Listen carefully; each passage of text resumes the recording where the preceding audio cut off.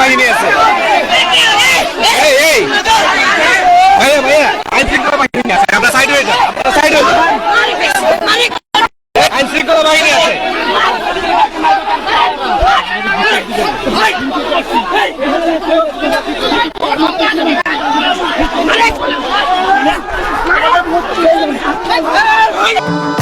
ভবিষ্যৎ হোক নিরাপদ, বিনিয়োগ হোক বিশ্বস্ত, আর আমার পছন্দ সল্ট বে। ওয়েলকাম টু সল্ট বে।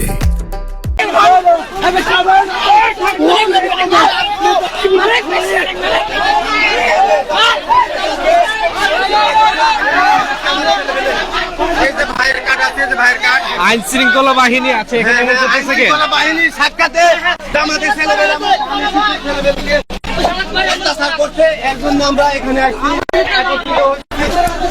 দর্শক, আপনারা দেখতে পাচ্ছেন যে রাজশাহী 4 আসন বাগমারায় মোহনগঞ্জ সরকারি প্রাথমিক উচ্চ বিদ্যালয়ে ভোট কেন্দ্রকে যাওয়া নিয়ে কেন্দ্র করে সংঘর্ষ চলছে। এখানে দুই পক্ষই অবস্থান করছেন। তবে সূত্রপাত হয়েছে ভোট দেওয়াকে কেন্দ্র করে কিন্তু ঝামেলা শুরু হয়েছে।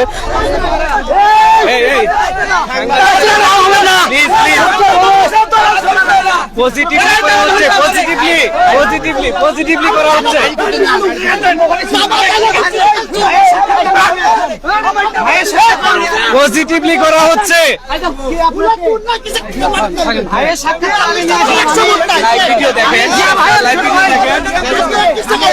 লাইভ ভিডিও দেখেন, আমরা কি ফিরাবো গিয়ে?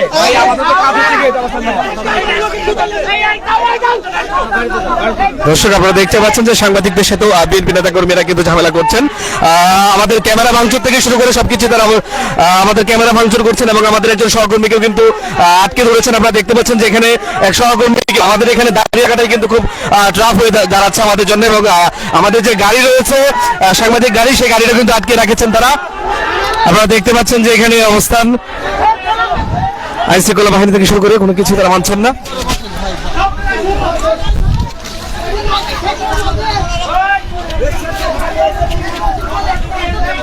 দর্শক, আপনারা দেখতে পাচ্ছেন যে এখন আইন শৃঙ্খলা বাহিনীকেও কিন্তু তারা গুনছেন না, এবং হচ্ছে যে সেনাবাহিনী আসার কথা কিন্তু এখনো আসেনি। এখানে যারা বিএনপি প্রার্থী রয়েছেন তারা বলছেন যে আসলে আওয়ামী লীগ যারা রয়েছেন তাদেরকে আসলে ভোট কেন্দ্রে যাওয়ার জন্য দিচ্ছেন না। এই ভাইকে একটু ডাকেন তো ভাই।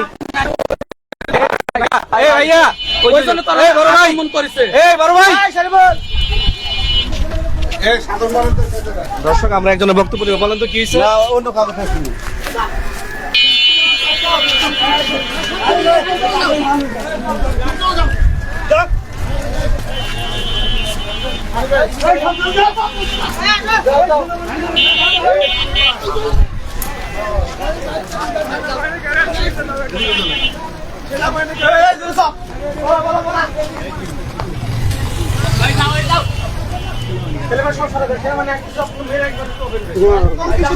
তবে ভাই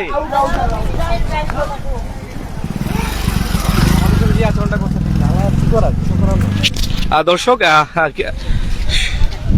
এখানে সেনাবাহিনী আসতেছে, যার ফলে কিন্তু অনেকে এখানে যারা ছিলেন অবস্থান করছিলেন তারা সবাই কিন্তু পালিয়ে যাচ্ছে। আপনারা দেখতে পাচ্ছেন যে সেনাবাহিনী আসার খবর পেয়েই সবাই সব দিকে চলে যাচ্ছেন।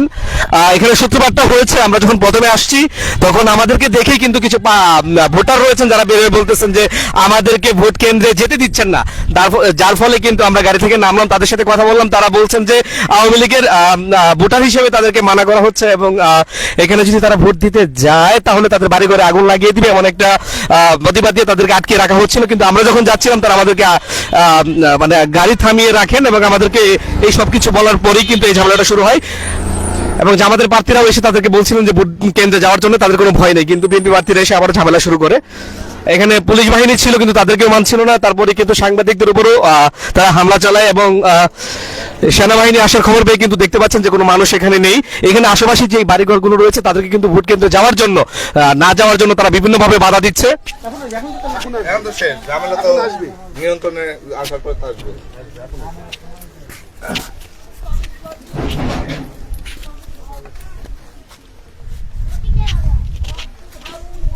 দর্শক এখানে মাঠ দিয়ে কিন্তু সবাই চলে গেছে বিভিন্ন জায়গা দিয়ে কিন্তু যারা ছিলেন এখানে ঝামেলা করছিলেন তারা কিন্তু সেনাবাহিনী আসার খবর পেয়ে বিভিন্ন দিক থেকে চলে গেলেন। আপনারা দেখতে পাচ্ছেন যে এখনো কিন্তু যাচ্ছেন ওই মাঠ দিয়ে।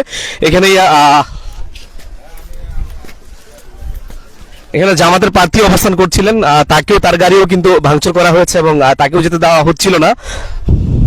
তবে তাদের দাবি হচ্ছে যে বিএনপি প্রার্থীদের দাবি হচ্ছে তাদের একজন কর্মীকে তারা জামাতের নেতা কর্মীরা আটক করেছে এবং মারধর করেছে। এর প্রতিবাদে কিন্তু তারা এখানে এসে ঝামেলা করছিলেন।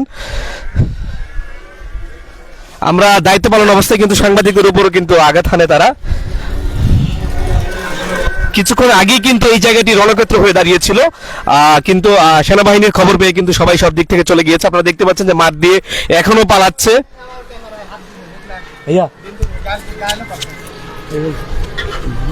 মানুষ দেখতেছিলাম এই যে আমাদের যে ছোট ভাই আছেন তার উপর গায়ে হাত দিয়েছে, আমরা একটু তার কাছে জানতে চাইবো প্লিজ।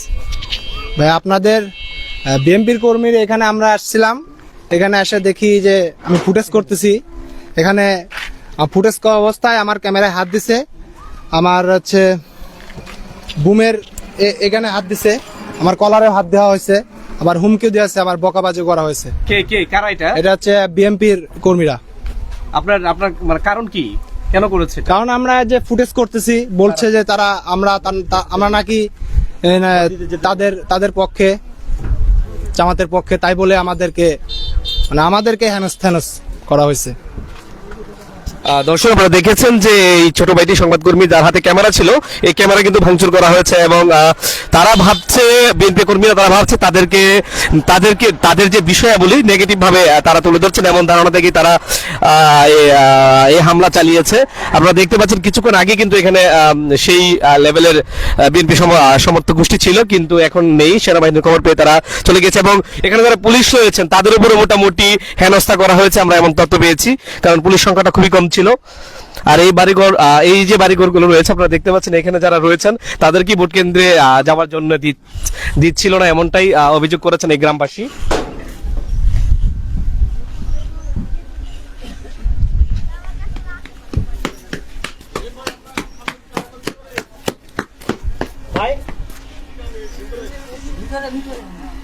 দর্শক পরিবেশ কিন্তু অনেকটাই শান্ত হয়েছে।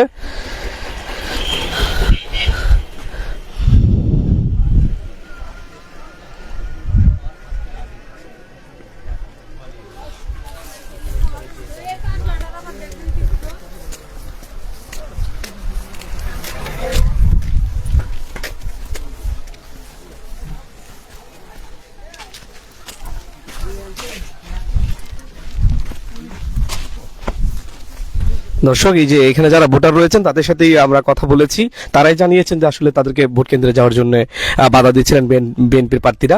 তবে জামাতের গাড়ি দেখে তারা এগিয়ে যাচ্ছিলেন যে আমরা ভোট কেন্দ্রে যেতে চাই, আর জামাতের প্রার্থীরাও আসলে এখানে এসেই তাদের সাথে কথা বলছিলেন। এই পর্যায়ে আসলে ঝামেলার সূত্রপাত হয়।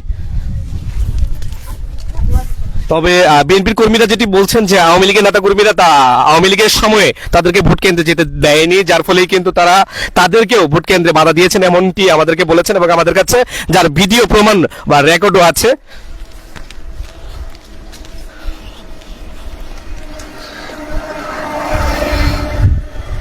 কিন্তু আমরা এই গ্রামবাসীর সাথে কথা বলেছি, এখানে সবাই যে আওয়ামী লীগ এমনটি নয়, এখানে জামাতের সমর্থক গোষ্ঠীও রয়েছে এবং আওয়ামী লীগেরও রয়েছে, কিন্তু আওয়ামী লীগের যারা রয়েছেন তারা ভোট কেন্দ্রে যেতে চায়, কিন্তু তারা বাধা দিচ্ছেন, যার ফলে ভয়ে যাচ্ছেন না এবং তাদেরকে এমন হুমকি দেওয়া হয়েছে যদি ভোট কেন্দ্রে যায় তাহলে পরবর্তীতে তাদের বাড়িঘরে আগুন লাগিয়ে দেওয়া হবে, যার ফলে কিন্তু তারা বাড়িতে অবস্থান করছেন, কেউই ভোট কেন্দ্রে যাচ্ছেন না।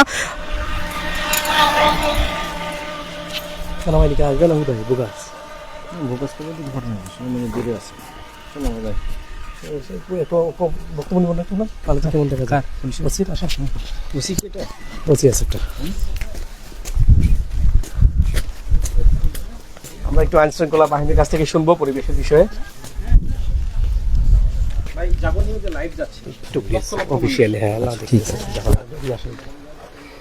এই পর্যায়ে আমরা একটু আগে যে কাণ্ড সেটি নিয়ে আমরা শুনবো আইন শৃঙ্খলা বাহিনীর কাছ থেকে। জি ভাইয়া, কি হয়েছিল, পরিবেশ কি হয়েছিল, এখন কি অবস্থায় আছে? আমরা শুনেছি এখানে জামাতের পক্ষ থেকে অভিযোগ করা হয়েছিল যে এখানে জামাতের যারা ভোট দিতে যাচ্ছে তাদেরকে যেতে দেওয়া হচ্ছে না।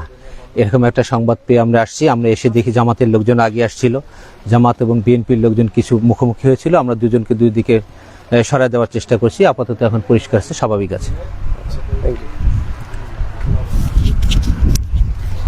ধন্যবাদ।